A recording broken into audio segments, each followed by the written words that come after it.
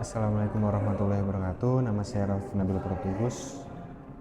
NIM saya 811422151. Di kesempatan kali ini saya di sini akan membahas mengenai asas-asas umum pemerintahan yang baik dalam perkara tata usaha negara. Di kesempatan kali ini tujuan saya adalah untuk menyelesaikan tugas hukum acara tata usaha negara berbentuk video. Untuk judul ini saya ulangi lagi adalah asas-asas umum pemerintahan yang baik dalam perkara tata usaha negara. Yang pertama saya akan menjabarkan dulu rumusan masalah. Bagaimana Hakim Tun memaknai doktrin AAUPB dan perkembangannya dalam peraturan undang-undang. Yang kedua, apa pemahaman penyelenggara pemerintahan terkait pemaknaan AUPB dalam perkembangan doktrin dan aturannya. Yang selanjutnya saya akan membahas langsung legal gap atau doktrin dan perkembangan AUPB dalam praktek peradilan. Yang pertama adalah AUPB sebagai alat uji ketun atau keputusan tata usaha negara yang sama pentingnya dengan perundang-undangan. AUPB sebagai dasar gugatan pembatalan ketun bagi masyarakat, alat uji bagi hakim, dasar pembuatan ketun bagi penyelenggara pemerintahan. Ketun terbukti bertentangan dengan perundang-undangan, pada umumnya hakim berpandangan AUPB tidak perlu ditelaah lagi.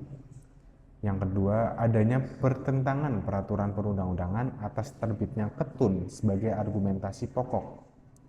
Yang kemudian, ketun dinilai bertentangan dengan AUPB dapat ditambahkan dan dipandang sebagai argumentasi tambahan. Dan AUPB perlu ditelaah secara mendalam ketika penguji ketun jika ketun dilahirkan dari kewenangan diskresi.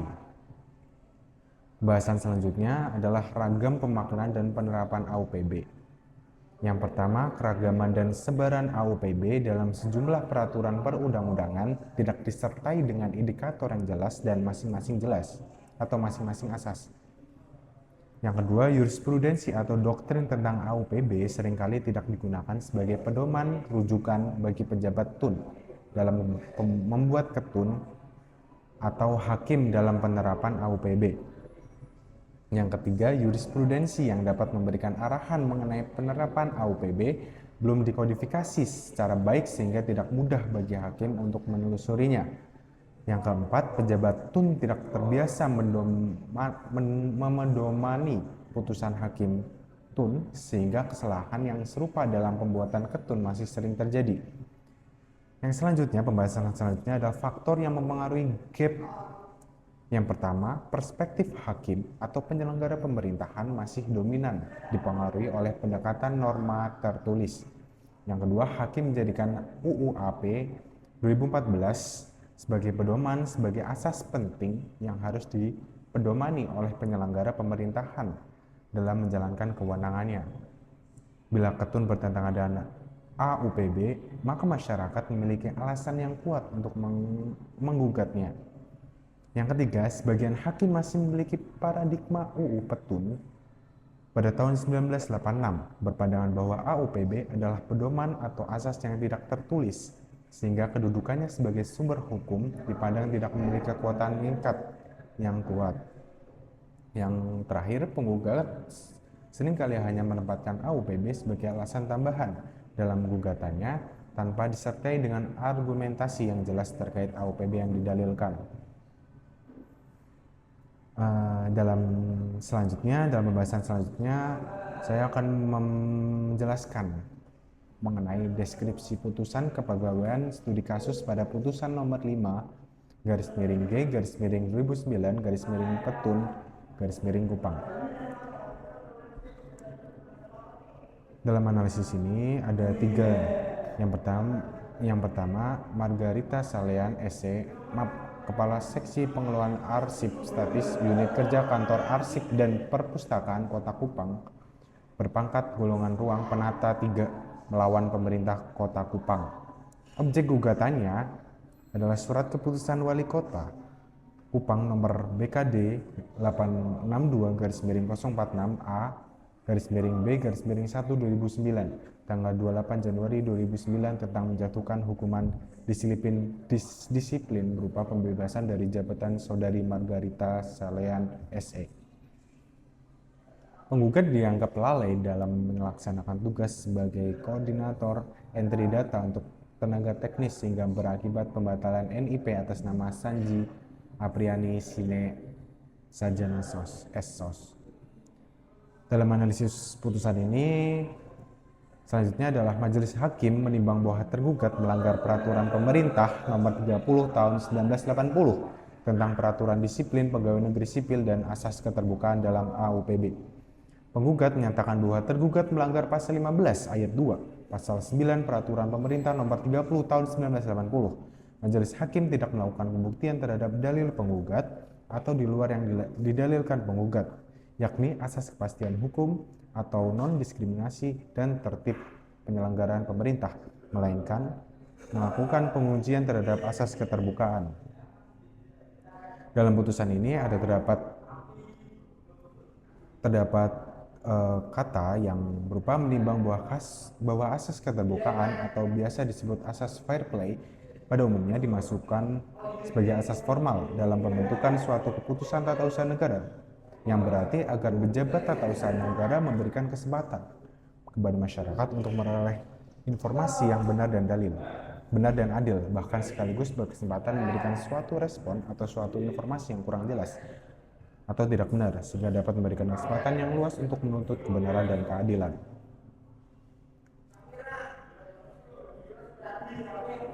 Selanjutnya, saya akan menganalisis lagi tentang AUPB dalam putusan Petun Semarang. Dalil penggugat: asas kepastian hukum, asas kemanfaatan, asas ketidakberpihakan, asas kepentingan hukum, asas keterbukaan, asas kecermatan, dan asas profesionalitas. Pada putusan 05-G/2015-Petun Semarang mengabulkan gugatan seluruhnya. Dalam pertimbangan majelis hakim berpendapat bahwa keputusan objektium litis bertentangan dengan asas perlindungan atas pandangan atau cara hidup pribadi. Majelis hakim memberikan makna bahwa asas perlindungan menghendaki pemerintah melindungi hak atas kehidupan pribadi setiap warga negara, di mana hakikat utama keterlibatan masyarakat dalam proses penyusunan AMDAL adalah memberikan perlindungan kepada masyarakat itu sendiri. Dalam penelitian restatemen, asas perlindungan termasuk salah satu asas yang langka atau jarang digunakan. Asas perlindungan dimaknai sebagai mengangkat isu kearifan lokal sebagai basis argumentasi. Selanjutnya saya akan memberitahu mengenai catatan dalam proses peradilan di tata usaha negara. Yang pertama, kewajiban dalam perizinan. Menempatkan AUPB dalam konteks kewajiban pejabat yang mengeluarkan izin dan mengumumkan izin tersebut sesuai dengan tujuannya. Hak atas informasi itu adalah salah satu pilar pelaksanaan atas asas tata kelola pemerintahan yang baik dalam perlindungan dan pengelolaan lingkungan hidup. Pada pasal 2 huruf M UU nomor 32 tahun 2009. Yang kemudian ada pemaknaan pengumuman. Majelis hakim tidak memeriksa bagaimana suatu pengumuman informasi atas dikeluarkan izin, mempertimbangkan sejauh mana informasi diberikan secara efektif, terutama untuk menampung keberatan, termasuk memahami ikatan-ikatan sosial pada desa-desa.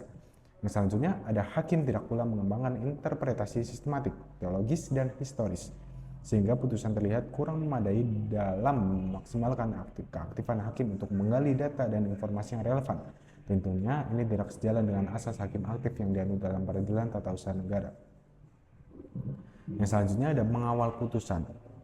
Hal ini menarik dari sisi betapa satu putusan mengandung perdebatan publik yang tidak hanya terbaca dari ruang persidangan, melainkan pula mengundang berbagai pihak yang secara terus-menerus melakukan pembelaan, baik terhadap posisi PT Semen, terhadap posisi maupun pihak warga. Kemudian yang selanjutnya adalah kesimpulan pembesaran. Dari saya ada dalam hal ini legal gap atau jurang hukum antara kerangka normatif sebagaimana diatur dalam Undang-Undang Peratun Keberlakuan hukum terkait AUPB dalam penyelenggaraan pemerintah dan upaya administrasi dalam mendorong pertanggungjawaban hukum administrasi. Yang kedua, legal gap antara putusan-putusan TUN yang telah diterbitkan oleh Mahkamah Agung dan jajaran petun di lingkungannya dengan upaya mengefektifkan keberlakuan AUPB dalam penyelenggaraan pemerintah. Selanjutnya ada dalil hakim soal AUPB. Hakim menggunakan penerapan tafsir dengan menggunakan dalil-dalil asas yang pertama tidak dan atau di luar yang didalilkan penggugat. Yang kedua, menciptakan dalil tersendiri atau baru seperti menerapkan asas pelindungan dan asas ketelitian. Di sini saya akan merekomendasikan bagi Mahkamah Agung yang pertama membangun sistem direktorasi jurisprudensi penerapan AUPB. Yang kedua, meningkatkan kapasitas hakim atau pendidikan calon hakim. Yang ketiga, yang terakhir adalah diseminasi dan akses putusan TUN. Sekian dari saya. Wassalamualaikum warahmatullahi wabarakatuh.